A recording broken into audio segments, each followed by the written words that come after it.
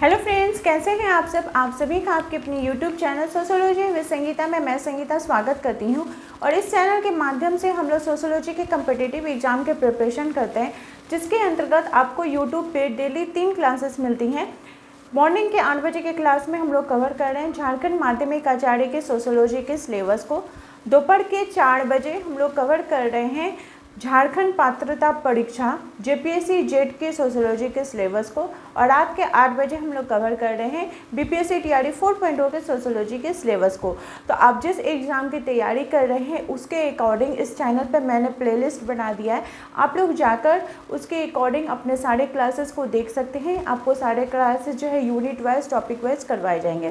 बात की जाए वैसे स्टूडेंट्स की कि जिनको पेड ग्रुप में ज्वाइन करना है, तो पेड ग्रुप में ज्वाइन होने के लिए आपको सिंपली क्या करना होगा कि ये जो कॉन्टेक्ट नंबर मैं आपको बता रही हूँ 7870421839, इस नंबर पे या तो आप कॉल करके या फिर व्हाट्सएप के माध्यम से अपने पेड क्लास में ज्वाइन हो सकते हैं, जहां पे आपको आपके सिलेबस के अकॉर्डिंग कंप्लीट नोट्स प्रोवाइड किए जाएंगे। जैसे बात की जाए झारखंड पात्रता परीक्षा की, तो इसकी जो मैंने आप लोगों को क्लासेस अरेंज की हैं, जिसमें सबसे पहले हम लोगों ने देखा कि ये जो झारखंड पात्रता परीक्षा जेपीएससी जेट है, क्योंकि जेट का एग्ज़ाम कौन कंडक्ट करवा रहा है, तो जेपीएससी कंडक्ट करवा रहा है। और इसके बाद आप लोगों को असिस्टेंट प्रोफेसर की वैकेंसी आएगी, जिसमें आप लोग जेट क्वालिफाई हैं तो उस पोस्ट के लिए असिस्टेंट प्रोफेसर के लिए एलिजिबल हो जाएंगे। और ये जो आपको पात्रता परीक्षा है ये झारखंड में बहुत दिनों के बाद 17 साल के बाद आपको देखने को मिल रही है। तो और साथ ही साथ जैसे झारखंड माध्यमिक आचार्य, वो तो झारखंड राज्य का गठन होने के बाद पहली बार आई, यानी 25 साल में आपको पहली बार देखने को मिल रही है। तो समाजशास्त्र के जो स्टूडेंट है, जो सोशियोलॉजी के स्टूडेंट है, वो सोच रहे थे कि मैंने ये सब्जेक्ट लेकर एमए करके ग्रेजुएशन करके बहुत बड़ी गलती कर दी, क्योंकि झारखंड में इसकी वैकेंसी ही नहीं आती है। लेकिन अभी आप देख रहे हैं कि आपको माध्यमिक आचार्य यानी पीजीटी लेवल में भी आपको टीचर का वैकेंसी देखने को मिल रहा है। प्लस अगर आप जेट क्वालिफाई कर जाते हैं तब असिस्टेंट प्रोफेसर के लिए एलिजिबल हो जाएंगे। वो भी बहुत ही अच्छी आपकी जॉब प्रोफाइल वहाँ पे आपको देखने को मिलेगी, बहुत अच्छी पोस्ट है। तो सिंपली आपको क्या करना होगा कि इस नंबर पे आपको कांटेक्ट करके नोट्स को परचेस कर सकते हैं। टोटल नोट्स आपको आपके सिलेबस के अकॉर्डिंग मिलेंगे। जैसे बात की जाए झारखंड पात्रता परीक्षा की, तो इसमें साफ बोला गया है, जो नोटिफिकेशन आया था कि जो यूजीसी नेट का सिलेबस, अब यूजीसी नेट का सिलेबस आप लोग को पता ही होगा कि क्या उसमें सिलेबस है। टोटल 10 यूनिट सोशियोलॉजी में, उसका फिर पार्ट वाइज है। अगर आप लोगों को इसके बारे में डिटेल्स में जानकारी नहीं है तो मैंने जो सिलेबस का आप लोगों को एनालिसिस किया है उसका वीडियो इस वीडियो के डिस्क्रिप्शन बॉक्स में आप लोगों को दे दूंगी। आप लोग जाकर एक बार उस वीडियो को ज़रूर देखिएगा कि किस किस टॉपिक को कौन से हम लोग को यूनिट को पढ़ना होगा। तो टोटल 10 यूनिट है, उसमें से हम लोगों ने यूनिट 1 का क्लास 1 किया हुआ था एमाइल दुर्गम, फिर बीच में फेस्टिवल सीजन के आने के कारण क्लासेस स्टॉप थी। अब आप लोग की क्लास जो है वो रेगुलर होगी, डेली शाम के 4 बजे आपको क्लास देखने को मिलेगी। यूट्यूब में मैं आप लोगों को कॉन्सेप्ट समझा दूंगी कि जैसे आज का जो हमारा है कि यूनिट 1 में बोला गया है इसकी समाजशास्त्रीय सिद्धांतों के बारे में, तो उसके अंतर्गत भी फिर 4 पार्ट है। तो पहला जो पार्ट है वो है शास्त्रीय समाजशास्त्रीय परंपरा, ठीक है। इसके अंतर्गत हम लोगों ने इमाइल दुर्कheim की थ्योरी को देखा था। आज इनके बारे में जानेंगे वो है मैक्स वेबर। तो मैक्स वेबर से रिलेटेड जितने भी इम्पॉर्टेंट पॉइंट्स है, स्टडी मटेरियल है, मैं आपको इस वीडियो के माध्यम से बता दूंगी। इसका जो कंप्लीट नोट्स है, कंप्लीट नोट्स मतलब इस टॉपिक से रिलेटेड जो पूरा कंप्लीट वो आपको पेड ग्रुप में मिल जाएगा। जो भी स्टूडेंट पेड ग्रुप ज्वाइन कीजिएगा, फिर आप लोगों का unit wise, topic wise, thinker wise मैं टेलीग्राम पे टेस्ट भी अरेंज करवाऊंगी। अभी आप लोग क्लासेस कीजिए, कुछ का सिलेबस को कंप्लीट होने दीजिए, क्योंकि अभी से अगर टेस्ट स्टार्ट कर दूंगी तो फिर आप लोग को टेस्ट देने में प्रॉब्लम होगा। टेस्ट को पहले होने दीजिए, यूनिट को कम से कम 5-6 यूनिट तक तो होने दीजिए। उसके बाद मैं आप लोगों का डेली टेस्ट भी लूँगी, जो कि बिल्कुल ही पेड ग्रुप के स्टूडेंट के लिए फ्री रहेगा। तो चलिए क्लास को स्टार्ट करते हैं। सबसे पहले हम लोग जानते हैं मैक्स वेबर के बारे में। तो देखिए, किन्हीं भी थिंकर्स का जब भी मैं क्लास स्टार्ट करती हूँ तो उनकी थोड़ी बायोग्राफी जरूर बताती हूँ। इससे क्या होता है कि एक आप लोगों को एक माहौल बनता है कि वो थिंकर जो वो कहाँ से। तो मैक्स वेबर का जन्म कहाँ पे हुआ था? तो इनका जो जन्म है मैं बात करूँ तो इनका जन्म, ऐसा तो देखिए जन्म और मृत्यु से रिलेटेड क्वेश्चन आता नहीं है, लेकिन फिर भी हम लोगों को जानना चाहिए।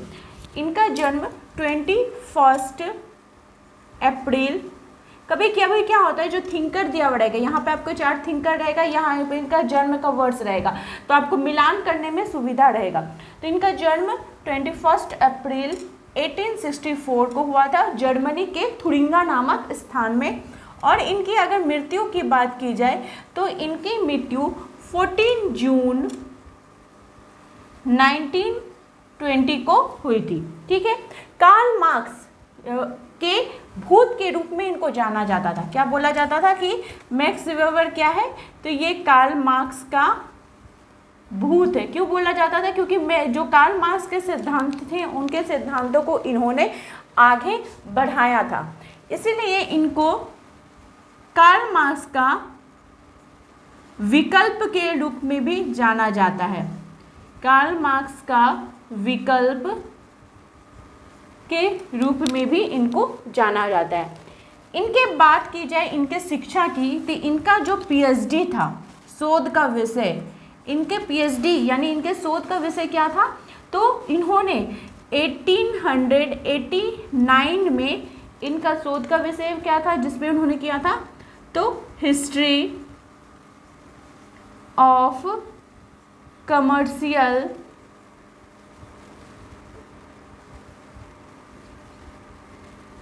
Society in the societies in the middle age, ये इनके पीएचडी यानी शोध का विषय था। अन्य अगर बात की जाए तो क्या बोला रहा है कि ये इनके पीएचडी का था history of commercial society in the middle age, यानी कि कमर्शियल सोसाइटी मतलब जो व्यापारिक संघ होते थे उनका इतिहास, किसमें? तो मिडिल एज में, मध्यकालीन जो समय था मध्यकाल में व्यापारिक संघों का इतिहास, इसको ऐसे जान सकते हैं। इनके इम्पॉर्टेंट बुक्स के बारे में अगर बात की जाए तो इन्होंने कौन कौन सा इम्पॉर्टेंट बुक्स की रचना की थी उसको भी हम लोग देखते हुए चलते हैं। तो इनके सबसे पहली पुस्तक जो थी वो थी the Protestant ethics and the spirit of capitalism. The Protestant ethics and the spirit of capitalism 1904-1905 में उन्होंने इस पुस्तक की रचना की थी। ठीक है, the Protestant ethics and the spirit of capitalism. फिर इनकी नेक्स्ट बुक है economy and society, economy and society 1921।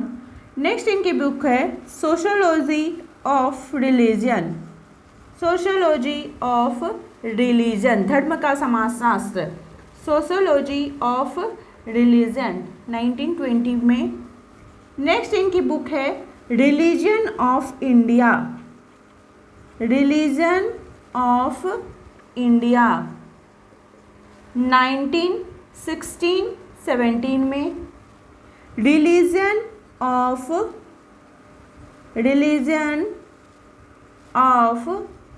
China 1916। The city कहीं कहीं इस पुस्तक का जो रचना है 1922 दिखाता है और 24 भी दिखाता है। फिर है ancient Judaism, ancient Judaism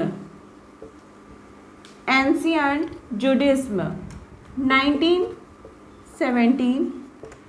next इनकी बुक है the theory of social culture, the theory of social culture and social culture and economic organization, economic organisation,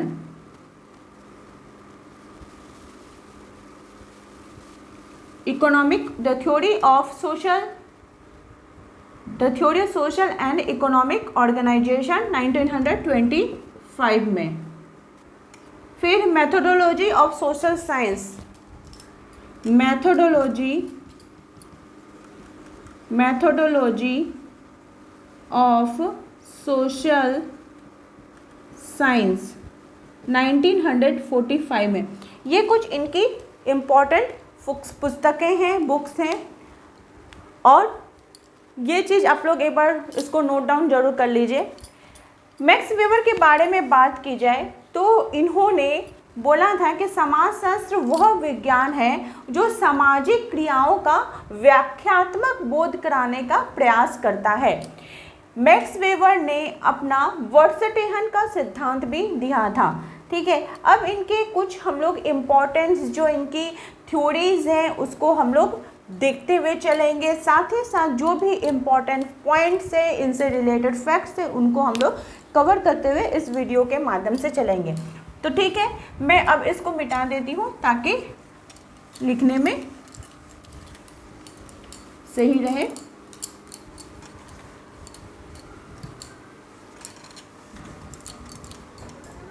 तो देखिए, मैक्स वेबर ने कौन सा अपना सिद्धांत दिया था, इनके सिद्धांतों को आप लोग याद रखिएगा। तो इन्होंने वर्सटेहन का सिद्धांत दिया था। वर्सटेहन मतलब अगर हमको जिस चीज़ के बारे में जानना है, हमको उस जगह पे प्रेजेंट रह के जब हम जानेंगे तो फिर वो सिद्धांत हो गया। ठीक है, वर्सटेहन का सिद्धांत दिया था। ब्यूरोक्रेसी, वर्सटेहन को क्या बोला जाएगा, ब्यूरोक्रेसी। ठीक है, जैसे जो सोसाइटी के अंतर्गत जैसे हमारा ऑफिस में क्या होता है कि जिसका जैसा पोस्ट रहता है, सबका अलग अलग पोस्ट डिवाइडेड रहता है उसकी योग्यता के अनुसार, उसके बारे में। फिर इन्होंने निर्वचनात्मक समझ के बारे में बात की थी। किसके बारे में, तो निर्वचनात्मक समझ के बारे में। इन्होंने निर्वचनात्मक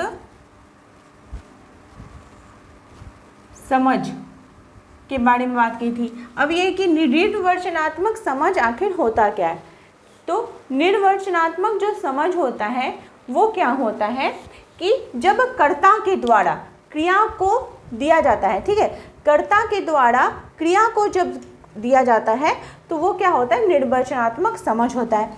ठीक है, इनको मैक्स वेबर को व्याख्यात्मक समाजशास्त्र का जनक माना जाता है।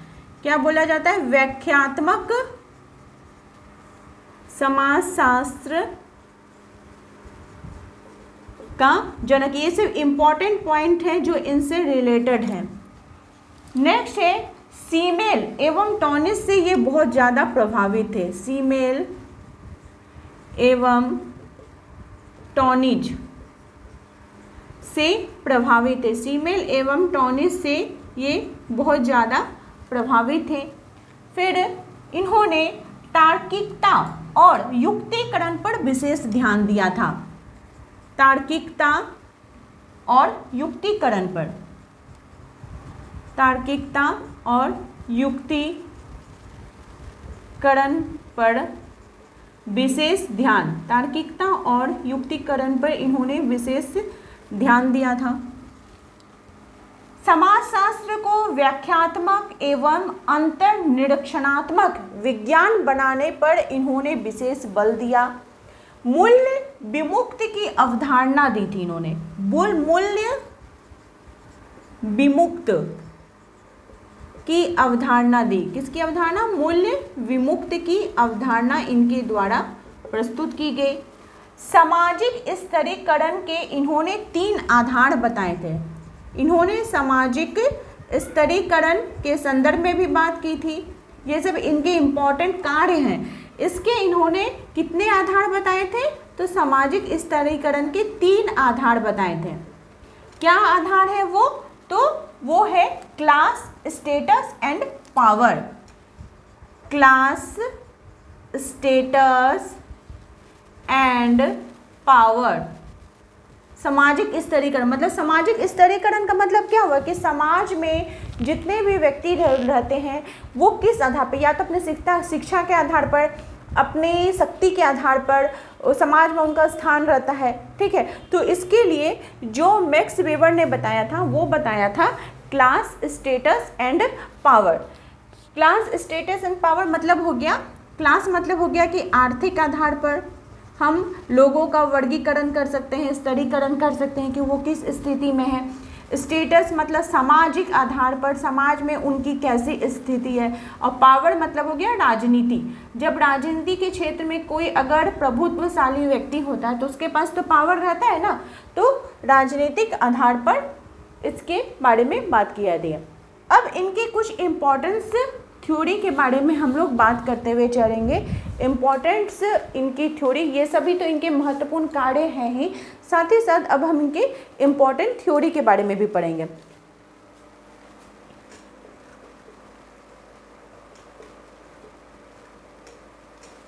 इम्पोर्टेंट थ्योरी के बारे में तो सबसे पहला इनका था सोशल एक्शन थ्योरी। क्या था? Social action.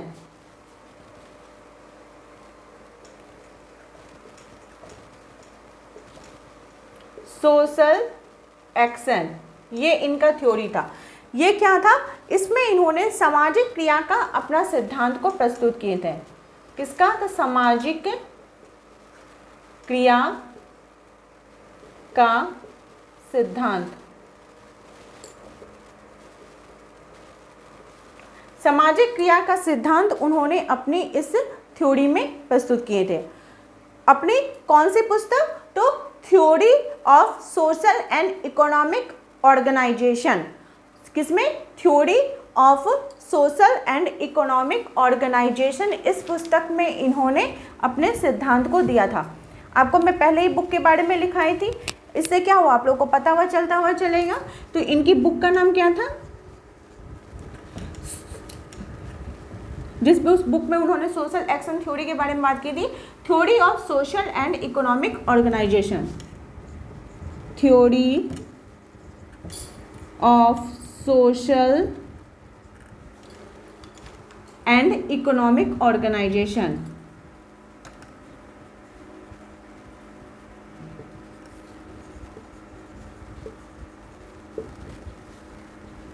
उसमें इन्होंने अपने इस सोशल एक्शन के जो सिद्धांत है इसमें दिया था, और वे डेल्थे और रिकर्ट से बहुत ज़्यादा प्रभावित थे।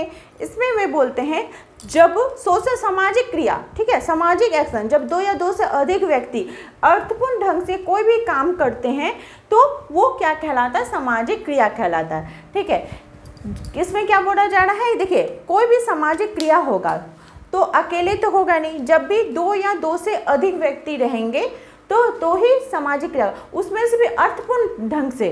ठीक है, अगर अर्थपूर्ण ढंग से कोई काम करता है तभी। जैसे मैंने आपको इसके पहले भी क्लासेस में बताया है उदाहरण देके कि मान लीजिए दो साइकिल सवार जा रहे हैं, ठीक है, दोनों साइकिल सवार जा रहे हैं और आपस में वे अगर टकरा जाते हैं, ठीक है, टकरा कर गिर गए, फिर उठे, उठ पुट के वो एक दूसरे को कुछ बोले भी नहीं, थैंक यू भी नहीं बोले, सॉरी भी नहीं बोले, उठ पुट के अपना चले गए, तो वो सामाजिक क्रिया नहीं होगी। लेकिन जब दोनों साइकिल सवार जा रहे हैं, आपस में टकराते हैं, गिरते हैं, उठने के बाद एक दूसरे को सॉरी ही बोलते हैं या फिर झगड़ा ही करते हैं कि तुम मुझे क्यों गिरा दिए, क्यों मुझे धक्का मारे, तो एक दूसरे के साथ क्या हो रहा है? कनेक्शन हो रहा है, तो वो क्या कहलाएगा? सामाजिक क्रिया कहलाएगा। इसमें मतलब हो गया कि जब दो या दो से अधिक व्यक्ति अर्थपूर्ण ढंग से कोई सामाजिक क्रिया करते हैं तो वो क्या कहलाता है? सोशल एक्शन कहलाता है। ठीक है, इसमें पास्ट, प्रेजेंट और फ्यूचर की बात की जाती है। और सामाजिक क्रिया, अब मान लीजिए सामाजिक क्रिया बढ़ रहा है, सोशल एक्शन बढ़ रहा है, तो इसके लिए क्या इंपॉर्टेंट फैक्ट्स होने चाहिए? तो इसमें कर्ता के व्यक्तिनिष्ठ अर्थ के अनुसार होना चाहिए। जो कर्ता होगा, ठीक है, जो आदमी होगा उसका सही अर्थ होना चाहिए कि उस हिसाब से वो दूसरे व्यक्ति के साथ कनेक्ट कर रहा हो। फिर चेतनापूर्ण एवं उद्देश्यपूर्ण क्रिया होना चाहिए। समाज अन्य व्यक्तियों से प्रभावित होना चाहिए। अगर इसके इम्पोर्टेंट शर्तों के बारे में बात की जाए तो ये पास्ट, प्रेजेंट और फ्यूचर से जुड़ा हुआ होता है। अकेला कोई व्यक्ति सामाजिक क्रिया नहीं कर सकता है, ना ही किसी अकेला कोई व्यक्ति किसी को प्रभावित ही कर सकता है। ठीक है, केवल संपर्क नहीं होना चाहिए कि हम टकराएं एक दूसरे के साथ और सामाजिक क्रिया हो गया ये नहीं, बल्कि हम लोग का संचार भी होना चाहिए, मतलब वार्तालाप भी होना चाहिए, कुछ जाना भी चाहिए मैसेज, तो वो सामाजिक क्रिया कहलाएगा। क्रिया के लिए कोई ना कोई अभिप्रेरणा होनी चाहिए। जैसे मान लीजिए आप सॉरी ही बोल रहे हैं तो उसके अंतर्गत आपके मन में एक धारणा आई, या फिर आप उसको गाली ही देते हैं तो आपको दुख हुआ, कष्ट पहुंचा, आप साइकिल से गिर गए, तो आपके अंदर एक मोटिवेशन आना चाहिए कि हम क्यों उसको बोल रहे हैं, क्यों उसके साथ क्रिया कर रहे हैं। या सॉरी ही बोल रहे हैं तो क्यों बोल रहे हैं कि वो तो जानबूझ के नहीं गिराया होगा, गलती से उससे गिर गया हो गया, तो ये मोटिवेशन उसके अंतर्गत आनी चाहिए। ठीक है, अब क्या है, इन्होंने जब अपना सामाजिक क्रिया का सिद्धांत दिया था तो इसके अंतर्गत इन्होंने, ये हम लोग सोशल एक्शन थ्योरी को पढ़ रहे हैं, इसमें उन्होंने सामाजिक क्रिया के 4 प्रकार बताए थे। कितने प्रकार बताए थे? सामाजिक क्रिया के 4 प्रकार बताए थे। देखिए, मेरी पूरी कोशिश रहती है कि मैं आप लोगों तक वैसे नोट्स को प्रोवाइड करूं और वैसे मैं आप लोगों को समझाऊं ताकि वो जो चीज़ें हैं आपको वो अच्छे प्रकार से समझ में आ जाए एक कहानी के माध्यम से। तो मैं नोट्स भी आप लोगों को वैसे ही प्रोवाइड करूंगी ताकि उसको आप लोग पढ़ के समझ सको। ठीक है, उसके लिए आपको किसी का हेल्प भी लेने की जरूरत नहीं पड़े, आप उसको पढ़ो तो आपको अच्छे प्रकार से समझ में आ जाए। इसके लिए सिंपली आपको इस नंबर पे कॉल करके आप पेड ग्रुप से ज्वाइन हो सकते हैं। मिनिमम प्राइस रखी गई है, आपको सोशोलॉजी पेपर 2 का तो कंप्लीट स्टडी मटेरियल मिलेगा, प्लस पेपर 1 का भी आपको स्टडी मटेरियल मिलेगा और अप टू डेट आपको स्टडी मटेरियल मिलेगा। ठीक है, तो अब हम लोग देख रहे थे कि सामाजिक क्रिया के 4 प्रकार बताए थे। मैक्स वेबर ने सामाजिक क्रिया के कितने प्रकार बताए हैं? तो मैक्स वेबर, हम लोग मैक्स वेबर के संदर्भ में पढ़ रहे हैं, तो इन्होंने सामाजिक क्रिया यानी सोशल एक्शन, इसके संदर्भ में हम लोग देख रहे हैं। तो सामाजिक क्रिया, इसके कितने प्रकार बताए? तो 4 प्रकार बताए हैं। क्या क्या है, एक एक करके हम लोग देखते हुए चलते हैं। सबसे पहला है तार्किक क्रिया। तार्किक क्रिया, सबसे पहले उन्होंने क्या बताया था? तार्किक क्रिया।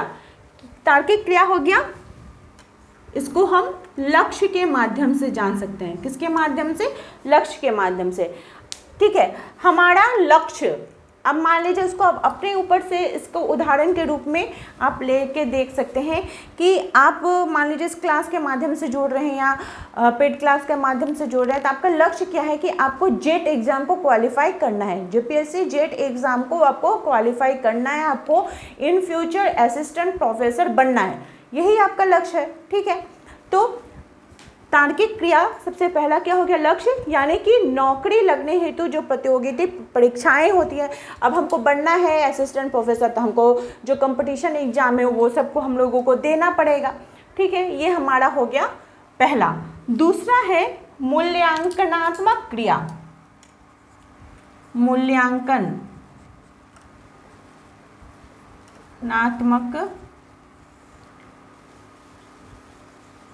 क्रिया यानी कि तार्किक।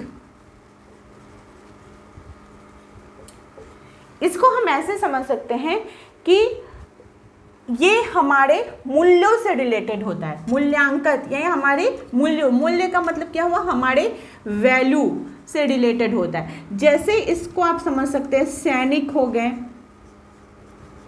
ठीक है, कोई अगर सती होती है तो वो, ठीक है, तो ये सब क्या होता है? जौहर हो गया, देश की रक्षा हो गया, किसी का हेल्प करना, ये हमारे क्या होता है? मूल्यों वैल्यूज़ में हमारे रहता है कि हम किसी का हेल्प करेंगे, किसी की रक्षा करेंगे, किसी की सहायता प्रदान करेंगे। ठीक है, तो ये वैल्यू से रिलेटेड होता है। कि सैनिक लोग मान लीजिए क्यों चले जाते हैं बॉर्डर पर लड़ने के लिए, तो उनको क्या रहता है कि वो देश की रक्षा करेंगे, इसलिए वे जाते हैं। जो जौहर होती हैं, जो महिलाएं जो सती होती क्यों होती हैं? वो अपने पति के साथ क्यों जिंदा जल जाती हैं? तो वो समाज में उनको लगता है कि अगर वो जौहर हो रही तो समाज से उसका भला होगा। ठीक है, तो देश की रक्षा, हेल्प करने के लिए, सहायता करने के लिए मूल्यांकनात्मक क्रिया, तार्किक क्रिया होती है। तीसरा है भावात्मक। तीसरा क्या है? भावात्मक। मतलब ये हमारे संवेग, हमारे मनोभाव, या हम बोल सकते हैं ये हमारे फीलिंग के साथ जुड़ा हुआ है। किसके साथ जुड़ा हुआ है? फीलिंग के साथ जुड़ा हुआ है। सोशल एक्शन हो रहा है। अब फीलिंग के साथ किसके साथ जुड़ा हुआ है? जैसे आप इसको एग्जाम्पल के तौर पर दे सकते हैं, माँ और बच्चा का जो रिलेशन होता है कैसा होता है, मनोभाव उसका कैसा होता है, ठीक है, बच्चा अपनी माँ से कैसे कनेक्ट रहता है, तो ये हमारा भावात्मक होगा। इस प्रकार का जो रिलेशन होता है, जो सोशल एक्शन होता है, वो हो गया आपका भावात्मक के अंतर्गत। चौथा हो गया परंपरागत, परंपरागत, ठीक है, जैसे हमारी प्रथाएं हो गए, परंपरा हो गया, इसको हम लोग क्या करते हैं, इसको हम लोग फॉलो करते हैं। जैसे परंपरा है कि अपने से बड़ों का पैर छूना चाहिए, तो ये सब क्या हो गया, सामाजिक क्रिया के 4 रूप हो गए। किन्होंने दिया है, तो मैक्स वेबर ने दिया है। तो ये चीज़ें आपको समझ में आ गई। अब मान लीजिए ये जो थ्योरी है, मैं बार बार बोलती हूँ कि आप लोग कॉन्सेप्ट को समझिए।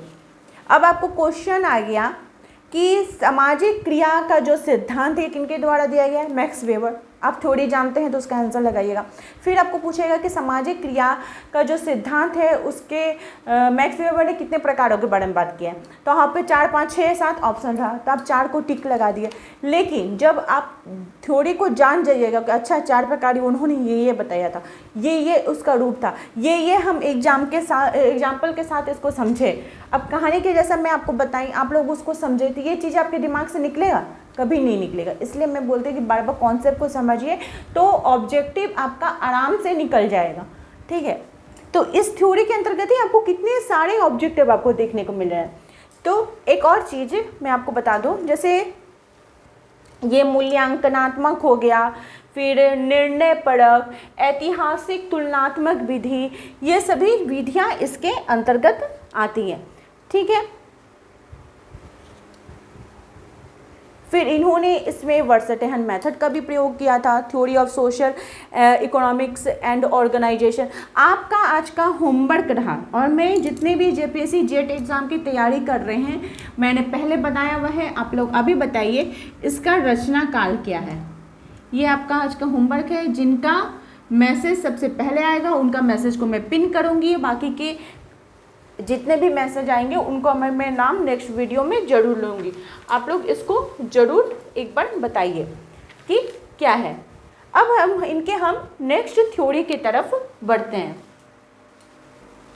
पहले इनकी मैक्स वेबर की जो थ्योरी थी वो थी सामाजिक क्रिया का सिद्धांत, सोशल एक्शन थ्योरी।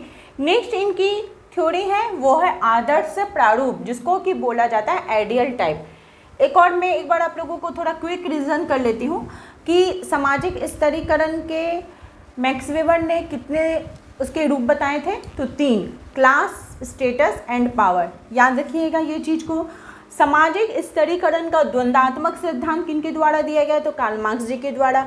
सामाजिक स्तरीकरण का प्रकारवादी सिद्धांत किनके द्वारा दिया गया है, किंग्सले, डेविस और मूर का, ये सब कीवर्ड है। सामाजिक स्तरीकरण का संकलनवादी सिद्धांत किनके द्वारा दिया गया है, तो मैक्स वेबर जी के द्वारा दिया गया है। सामाजिक स्तरीकरण का संकलनवादी सिद्धांत याद रखिएगा, ये तीनों ही बहुत इंपॉर्टेंट है। तो इन्होंने नेक्स्ट जो अपनी थ्योरी दी थी वो थे आदर्श प्रारूप, जिसको कि आइडियल टाइप बोला जाता है। और इनकी जो अध्ययन पद्धति थी मैक्स वेबर की, वो अगस्त कॉम्ट, हर्बर्ट स्पेंसर और दुर्खिम के प्रत्यक्षवाद से वे प्रभावित थे।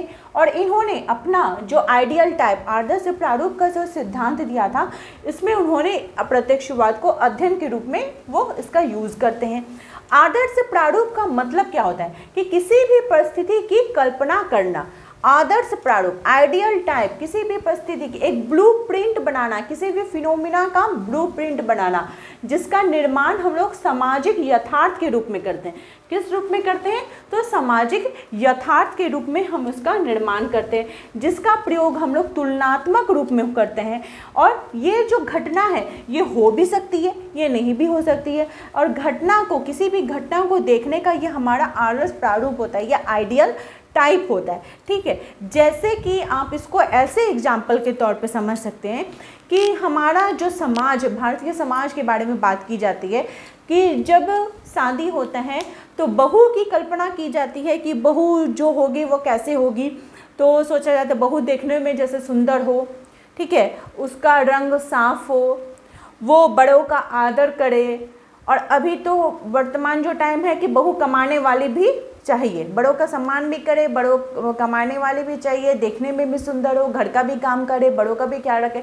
तो ऐसा फिनोमिना बनाया जाता है। लेकिन क्या ऐसा पॉसिबल है कि कोई भी जो है वो 100% एक्यूरेट हो, आप जैसा सोचे वो सारा चीज़ ही आपको मिल जाए? कुछ ना कुछ कमियां तो होंगी ही जिसको एडजस्ट करना ही पड़ेगा। तो ये क्या एक ब्लूप्रिंट बनाना कि अच्छा ऐसा होना चाहिए, पहले से ही सोच लिया गया कि वो ऐसा होना चाहिए, ठीक है। तो ये एक फिनोमिना हो गया, एक ब्लू प्रिंट हो गया। अब है कि जैसे उन्होंने सामाजिक क्रिया के 4 रूप बताए थे मैक्स वेबर ने, उसी प्रकार से आदर्श प्रारूप का कितना रूप बताते हैं? तो 3 रूप बताते हैं। कितना रूप बताते हैं? इसके 3 रूप बताते हैं। कौन कौन सा? तो आप लोग नोट कर लीजिए। विशिष्ट ऐतिहासिक, पहला हो गया विशिष्ट ऐतिहासिक, दूसरा हो गया इस विशिष्ट ऐतिहासिक, इसमें आपको बोल समझ सकते हैं पूंजीवाद के उदय से रिलेटेड।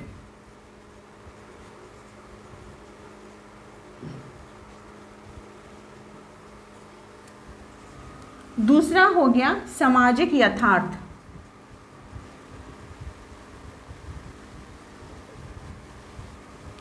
या ये हो गया नौकरशाही से रिलेटेड। तीसरा हो गया विवेकपूर्ण व्यवहार से संबंधित।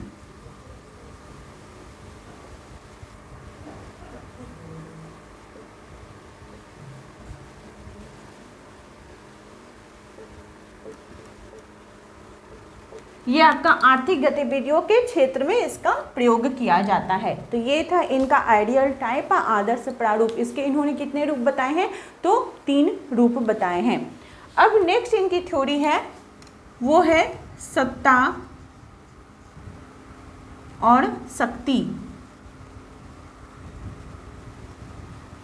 यानी कि पावर एंड ऑथोरिटी।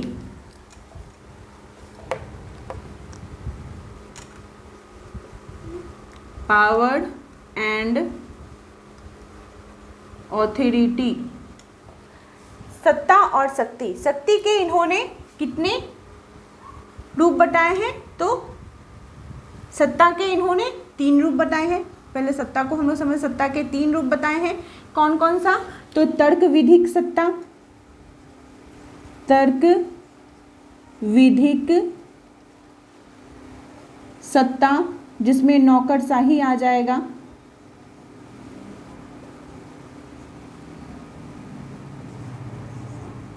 दूसरा है परंपरागत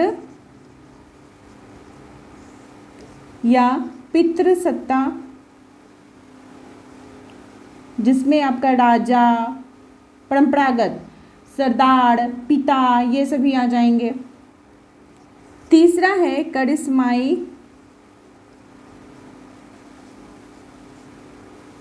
या चमत्कार, जिसमें धर्मगुरु, जादूगर, ये सभी आ जाएंगे। शक्ति के इन्होंने कितने रूप बताए हैं? तो 2 रूप बताए हैं। शक्ति मतलब पावर, पावर के कितने रूप बताए हैं? तो 2 रूप बताए हैं। सत्ता के कितने रूप बताए हैं? तो 3 रूप बताए हैं। शक्ति का 2 रूप का क्या हो जाएगा? वैध शक्ति और अवैध शक्ति। वैध शक्ति और अवैध शक्ति, ये 2 रूप बताए गए हैं। किनके द्वारा? मैक्स वेबर के द्वारा। और एक और चीज़, अगर आपको बाय चांस क्वेश्चन पूछ लेता है कि मैक्स वेबर जैसे जर्मनी के थे, लेकिन अगर भारत का मैक्स वेबर कौन है? तो भारत का मैक्स वेबर कौन है? आंद्रे बेटे। आंद्रे बेटे, इनको भारत का मैक्स वेबर बोला जाता है। अब एक और इनकी थ्योरी है, फ़ोन नंबर करके आप लोग लिख लीजिए, नौकरशाही। इसको फ़ोन नंबर करके लिख लीजिए, नौकरशाही, जिसको कि ब्यूरोक्रेसी बोला जाता है। ठीक है, ये सिद्धांत, ब्यूरोक्रेसी का जो सिद्धांत था सबसे पहले किनके द्वारा दिया गया था, तो डी गार्ने जी के द्वारा दिया गया था और युक्तिक संगत सिद्धांत है। इसका जो विशेषताओं के बारे में बात की जाए तो इसमें क्या होता है, मान लीजिए कोई भी ऑफिस होता है, कोई भी ऑफिस होता है तो उसको हम जब ब्यूरोक्रेसी, कोई भी ऑफिस, नौकरशाही, तो उसमें क्या होता है, सबका अलग अलग पोस्ट रहता है, लिखित नियम रहते हैं, सबका अपना वो जो जैसा हो काम करेगा उस हिसाब से उसका पदोन्नति होता है, श्रम का विभाजन रहता है, वेतन भत्ते मिलते हैं, भर्ती का अपना कुछ नियम होता है, उसकी कुछ विशेषताएं होती हैं, आधिकारिक रिकॉर्ड रखा जाता है। और ये आधुनिक समाज की विशेषता है, कौन, ऑफिस, ब्यूरोक्रेसी। आप 4 नंबर इसका थ्योरी करके लिख सकते हैं। तो ये क्या होता है, इन्होंने अपना विशेष मतलब सिद्धांत दिया था। फिर उन्होंने सामाजिक स्तरीकरण का अपना सिद्धांत दिया, जिसको कि हम लोगों ने देखा। तो फिर इन्होंने एक और इनका है, जो सबसे पहला बुक है इनकी रचना थी, the protesting ethics and the spirit of capitalism. इसमें उन्होंने धर्म का समाजशास्त्र दिया था। ये 4 नंबर हो गया। 5 नंबर में लिख लीजिए धर्म का समाजशास्त्र, धर्म का समाजशास्त्र, ये इनकी 5वीं नंबर की थ्योरी है। Ethics and the Protestant ethics and the spirit of capitalism 1905 में इस पुस्तक की रचना की थी। इसमें इन्होंने 6 महान धर्मों का अध्ययन किया था और वे 6 महान धर्म कौन थे, इस्लाम, ईसाई,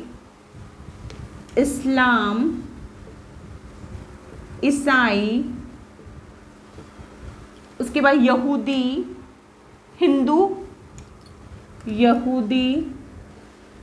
हिंदू,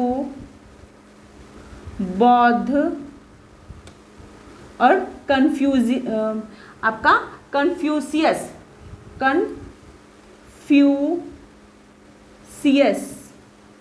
ये 6 धर्म कितना हो गया, 1 2 3 4 5 6, इस 6 धर्मों का अध्ययन अपने पुस्तक the Protestant ethics and spirit of capitalism 1905 में इन्होंने अध्ययन किया था।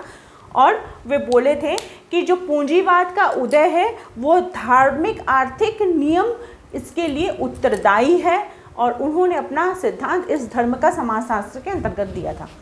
तो आई होप आप लोगों को आज की क्लास हेल्पफुल लगी होगी। इसी प्रकार से आप लोग चैनल के साथ बने रहिए। आप सभी का मेरे चैनल में बने रहने के लिए बहुत बहुत धन्यवाद।